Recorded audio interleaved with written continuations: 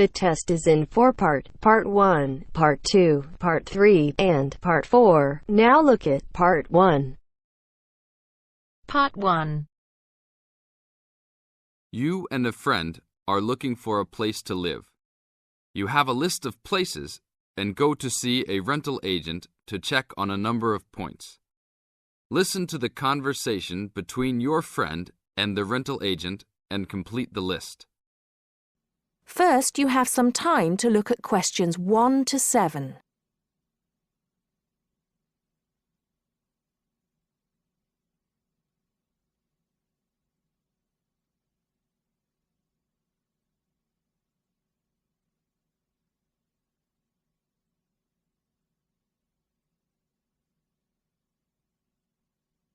Now listen carefully and answer questions 1 to 7.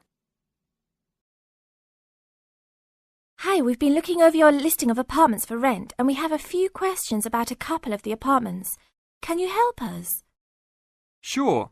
Yep, this is our most recent listing. What would you like to know? Well, we were first wondering about the house on 3rd Street. We can see that it is furnished and rents for $135 a week, but can you tell us how many bedrooms it has? Let's see. In addition to the den, it has 3 bedrooms. The rental on 3rd Street has 3 bedrooms. So in the example, 3 bedrooms has been written down in the number of rooms column for 19 3rd Street. Now we shall begin. You should answer the questions as you listen, because you will not hear the recording a second time. Listen carefully and answer questions 1 to 6. Hi, we've been looking over your listing of apartments for rent and we have a few questions about a couple of the apartments. Can you help us? Sure. Yep, this is our most recent listing. What would you like to know? Well, we were first wondering about the house on 3rd Street. We can see that it is furnished and rents for $135 a week, but can you tell us how many bedrooms it has? Let's see. In addition to the den, it has 3 bedrooms. What about the one on Route 9N? It looks like it's big with a library and a deck, but it doesn't say how much it costs or anything else about it. Oh yes, Mrs. Gaylor's apartment. That one is actually only a 10-month rental and it is going for $156 per week. It's quite a nice place. She only rents for 10 months each year because of horse racing season. Then her relatives all come to stay, so tenants have to move out. It's a little bit inconvenient, but past tenants have really enjoyed their stay there. Oh, well, we need it for a full year. I guess that one is out. How about the rental on Browen Drive? How many rooms does that one have? As it says on the list, it has 2 bedrooms and a private kitchen and bath. But it's actually a very small place. That's why it's a bit cheaper. Oh. Well then, what about the one that has 3 large rooms? Who is renting that property? That one is a good deal. Mr. John Smith is renting it. But he's quite eccentric and he has a strict rule about no pets. How about cats? Nope, absolutely no pets. Well then, how about this studio apartment rented by Mr. Bo Jensen? How is that one? That ad is actually a bit deceptive. The studio apartment is the whole upper floor of an older house. It's actually very large and, at $45 a week, quite affordable. And it's near campus. I think I'd like to check that one out. Do you have a telephone number that we can call? It's not on the list? Oh, it isn't. Here it is. You should ring area code 518 and then 543-7790. Thanks. I think I'll call on that one first. Your friend decides that he would like to talk to Mr. Bo Jensen. Before you hear the rest of the talk, you have some time to look at questions 8 to 10.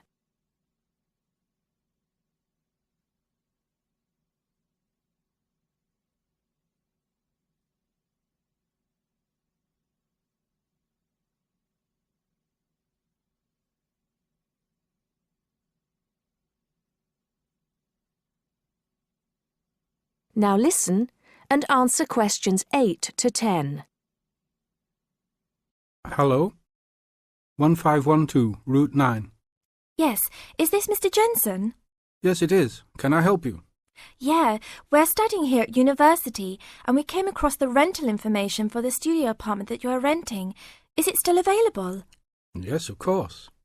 I actually just placed the ad and you're the first person to call. Is there anything you'd like to know about it? Yes, actually there is. As students, we are on the internet a lot, and we heard that some homes in the area have high-speed connections. What type of connection do you have there now? Oh, that's an interesting first question. But I guess I have heard that too. But we just have a phone line here. Nothing fancy. I think you can have a cable line installed, but it's just a phone line for now. Okay, well maybe we can do that. What type of heating does the apartment have? Now there's a more traditional question. We have oil heat here. It's an older house. That tends to be a little more expensive during the winter, right? Yeah, but there's nothing to do about it. It would cost too much for me to put in a gas heater. What else would you like to know about the apartment?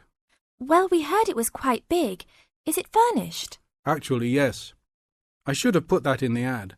It has an old couch and a couple chairs, a dining table, refrigerator, stove, and even a dishwasher. Does it have any beds? Yep, it has 2. That sounds great. When is the apartment available? You can have it tomorrow night if you want. I just have to clean up a couple things before you get here. Do you want to come over and see it first? No, it sounds fine to us. I actually know the street too, so I know the area. We'll take it. That is the end of part 1. You now have half a minute to check your answers.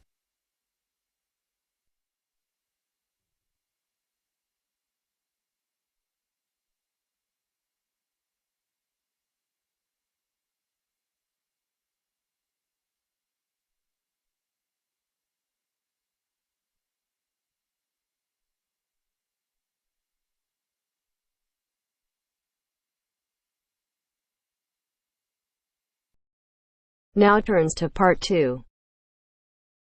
Part 2. First, you have some time to look at questions 11 to 15.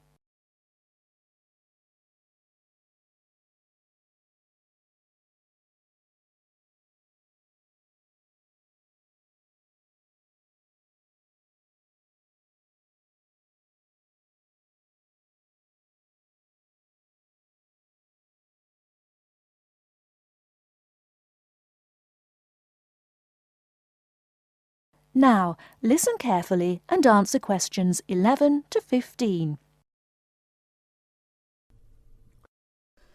Starting at the beginning, you can see the on-off switch just beneath the 2 lights. Having turned the machine on, these lights now become very important. When the light on the left has gone out, you can begin making coffee, as it means the water is now hot enough. Next to that is the water level light. If this is illuminated, it means the machine does not have enough water. It is essential that you turn the machine off and add more water the moment this light comes on, otherwise you could damage the heating element.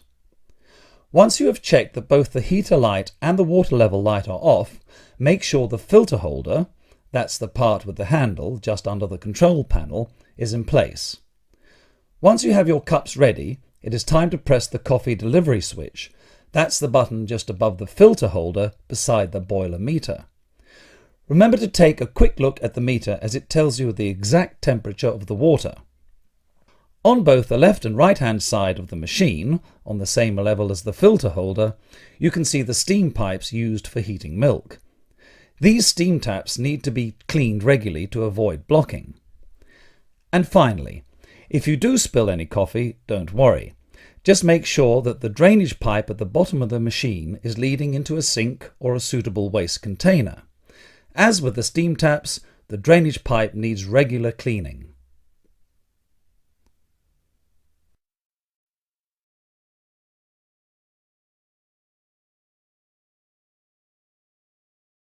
Before you hear the rest of the talk, you have some time to look at questions 16 to 20.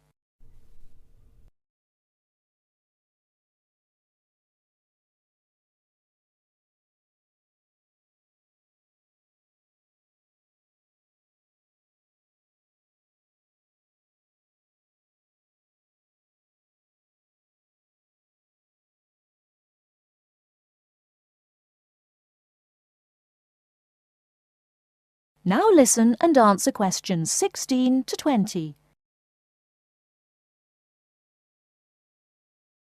First and most importantly, I'll tell you where you should go from tomorrow for your lectures and classes.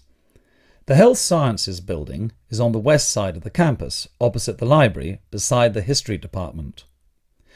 As you are probably aware, there are 6 modules to the course, which will take a year to complete. That's 2 modules each term. In the first module of this term, you will be looking at current laws with regard to health and safety in the workplace. Don't forget that as you progress through the course, you should be building your thesis.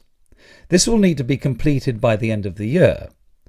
Coursework will also be credited to your final grade, but the most important part of the course is the thesis. Now, the final thing I want to tell you, and again you should know this, is that there will be a number of guest speakers throughout your course. They will come from a number of different medical backgrounds, but they will all be giving you their views on the relevance of health sciences in their occupations.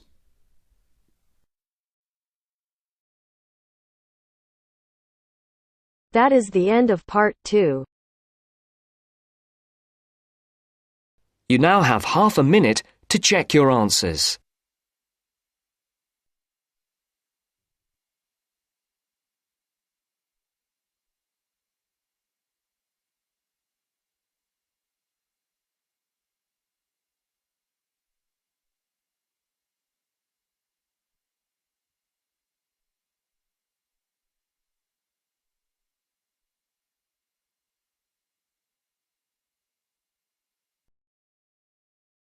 Now turns to part 3. Part 3. You'll hear 2 university students discussing a social science lecture they attended. First, you have some time to look at questions 21 to 24.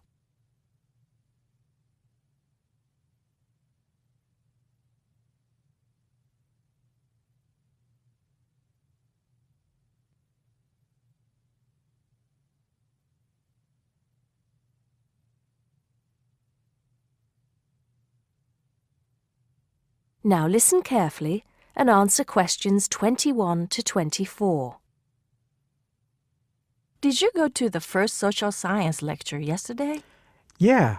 Didn't you see me there? No. I was trying so hard to understand the lecturer.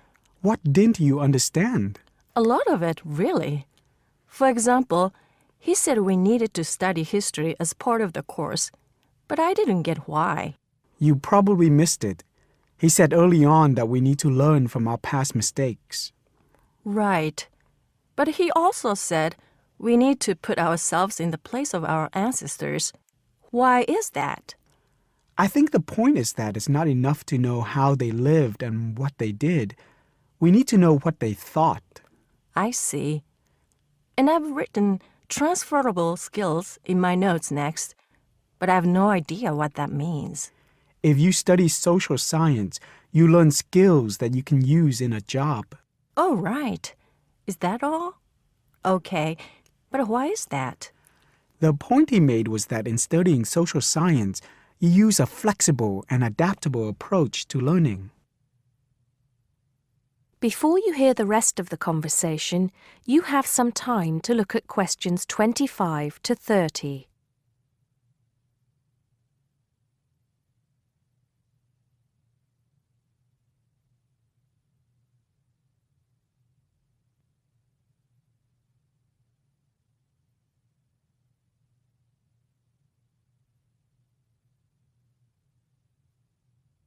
Now listen and answer questions 25 to 30. He also kept mentioning all the other subjects we will need to study as part of the course. I didn't write them all down, did you? Some of them. I think I can make sense of my notes. The first one was anthropology, which he said would cover prehistory and archaeology as well. Okay. Then there's economics. I wrote down that this was not meant to mean that we will spend all our time looking at economic theory, but more that we need to see how humans behave. That's good. I don't think I could handle economic theory. He said something about education too, didn't he? Yeah. He said we'll be looking at how cultural information is handed down from one generation to the next through teaching children. He said we'd be focusing on geography too, but I can't really remember which aspects. Can you? I noted it down, I think. Here we are, yes, particularly in relation to urban planning. It's law that I got confused about. I didn't understand why he linked that to economics. I think he meant that laws affect the way wealth is distributed. That makes sense. Now, what are the science wars? Okay, I did get that. The science wars are about how social science collects information. In sociology and social work, and in social science generally, they can only study patterns of behavior and observe. If you compare that to the way scientists work in physics or chemistry, it's very different because they use specific experiments that can be tested and which give concrete answers. Social studies is often accused of being unscientific. That's all. Okay. But it still looks like a good course, doesn't it? You don't have any regrets, do you? None at all. I'm looking forward to it. That is the end of part 3. You now have half a minute to check your answers.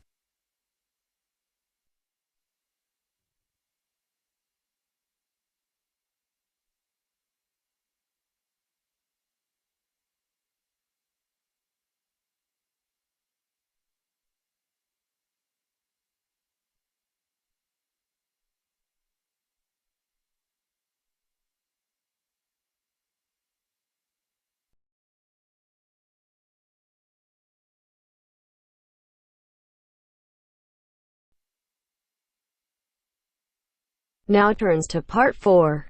Part 4. You will hear a talk on seasonal affective disorder. First, you have some time to look at questions 31 to 40.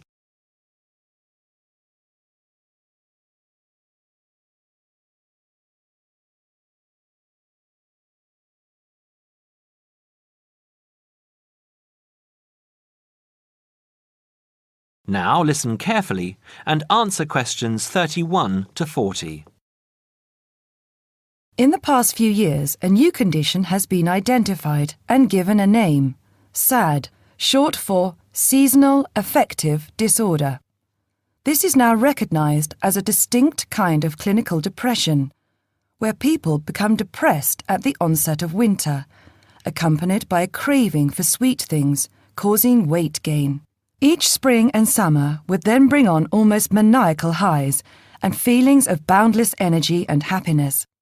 Experiments to combat this depression showed that increased exposure to bright light in humans could suppress their production of a darkness-related hormone called melatonin. The light needed to induce this change was about 2,000 lux, or about 4 times brighter than ordinary household lighting. It was then calculated that if bright light could suppress melatonin secretion, then it might have other effects on the brain, including the reversal of symptoms of depression. While melatonin's precise role in SAD has not been pinned down, the theory led to effective treatment. Not surprisingly, SAD affects more people where winter nights are longer and days shorter.